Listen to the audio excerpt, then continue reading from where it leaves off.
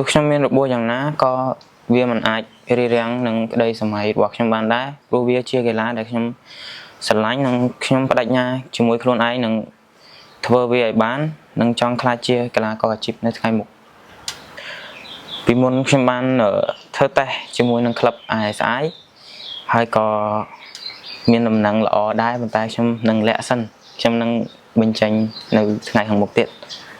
chỉ để xưa bông mai bông bồn nọ thế nhưng mà chùa nãy rồi ố hai cái này cái dương miền kia cái tiêu miền đầu tiên đấy hay nhưng đừng ai còn này nong luôn đừng ai copy bảo bảo quạt được không nè สุดท้ายนะครั้งฉันบ้านมีชั่วโมงทนสุดท้ายหายกลายจนฉันบ้านมีอายุดับผมวยชนะนั่งวักหัดชั่วโมงนั่งกรมสลานรังตื้อขายบ้านบ้องฉันบ้านมีตัวเนตีสายกาเปียนั่งเล็กอาหรือบอกฉันคือเล็กบุญ สุดได้จน บ้านสุดท้าย ngàyนี้คือยมจังดังbị chôn tích ta ca bạc hạt bỏ chôn sập ngay mạch đá hay chôn ai pra bụi dây mà đấy สับทั้งการบักหัดบอกฉันคือธรรมดาเท่คนใต้สำหรับคลุนเข้มตัวเข้มตรึขัดคอมหนึ่งประหัดเชียงรอทั้งไงเพราะเข้มตรึประกวดไปเช้ง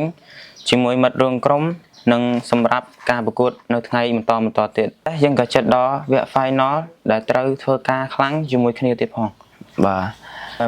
năng ấy chôn chẳng nhom miền sầm nô khá khá thiết để trong số từ chôn ta hai với ban chôn chập đam lên ba tốt năng lạnh ba tốt chôn ai prap bụi yang mà đấy บาทมูลค่าดักชมสลายบาทตัวคือปีขมงร้อยชมโจจัดนังไก่ลามวันนี้ให้ชมตายตาย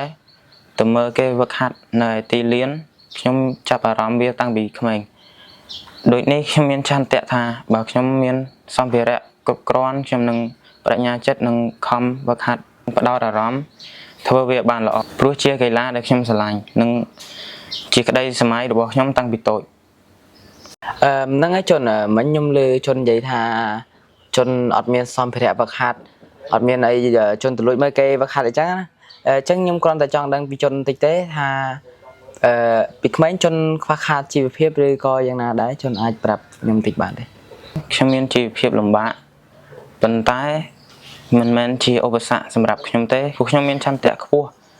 ជាមួយនឹងកីឡាមួយនេះទោះគ្មានសម្ភារៈវឹកហាត់ឬក៏របស់របរសម្រាប់ឲ្យខ្ញុំវឹកហាត់ក៏ដោយសារតែចិត្តស្រឡាញ់និង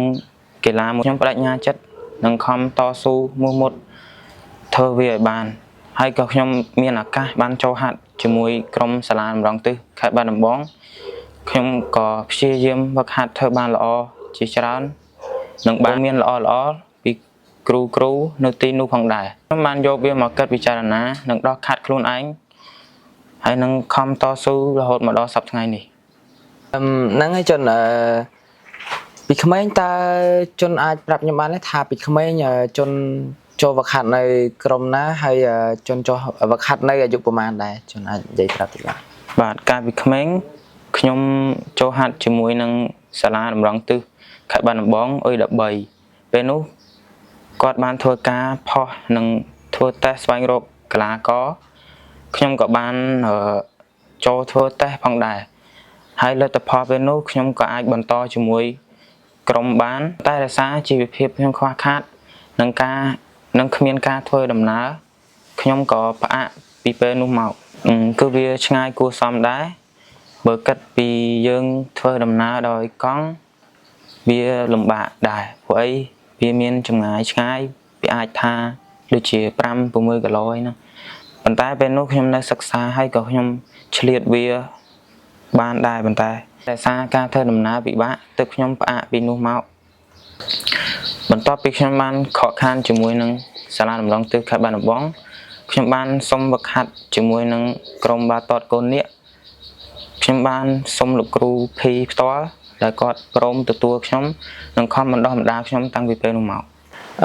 chôn bị đám lái ta mạ pa chôn chùm run tất chật ở chôn lên ba rồi có tay tay chùm to đang không ca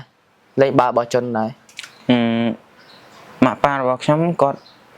មិនជំទាស់ទេប៉ុន្តែគាត់បារម្ភព្រោះខ្លាចខ្ញុំមានរបួសឬក៏ឆ្លោះដៃឆ្លោះជើងធ្វើឲ្យខ្ញុំពិបាកនៅថ្ងៃអនាគត chẳng tăng bị đám lái tăng bị chôn cho vật hạt ba tọt nâng ca lên ba tọt nâng ta chôn ធ្លាប់មានរបួសអីប៉ះពាល់ខ្លាំងធ្ងន់ធ្ងរអត់ ចំពោះការប៉ះពាល់វាតែងតែមានព្រោះវាជាកីឡាមួយដែលការ challenge គ្នាខ្ពស់និងធ្វើការប្រកួតប្រជែងគ្នាខ្លាំងធ្លាប់មានបញ្ហាក្រិចជង្គង់ព្រោះពេលនោះខ្ញុំបាន challenge ជាមួយអ្នកដែលធំជាងខ្ញុំហើយគេមានអាយុដែលលើសខ្ញុំដែលជាកម្លាំងខ្លាំងជាងខ្ញុំធ្វើឲ្យខ្ញុំក្រិចជង្គង់ខ្ញុំបានសម្រាកពីវាមួយឆ្នាំកន្លះប៉ុន្តែខ្ញុំក៏បានចូលរួមវិញនិងខំប្រឹងវឹកហាត់វិញដូចដើមទោះខ្ញុំមានរបួសយ៉ាងណាក៏វាមិនអាចរារាំងនឹងក្តីសម័យរបស់ខ្ញុំបានដែរព្រោះវាជាកីឡាដែលខ្ញុំស្រឡាញ់និងខ្ញុំបដិញ្ញាជាមួយខ្លួនឯងនឹងធ្វើវាឲ្យបាននិងចង់ក្លាយជាកីឡាករអាជីពនៅថ្ងៃមុខហ្នឹងហើយជនខ្ញុំចង់ដឹងពីជនតិចទៀតតើកីឡាកររូបណាដែលជាថា idol ឬក៏ជាគំរូមួយដែលធ្វើឲ្យជនចង់ធ្វើដែលជនស្រឡាញ់អញ្ចឹងជនអាចប្រាប់បាទ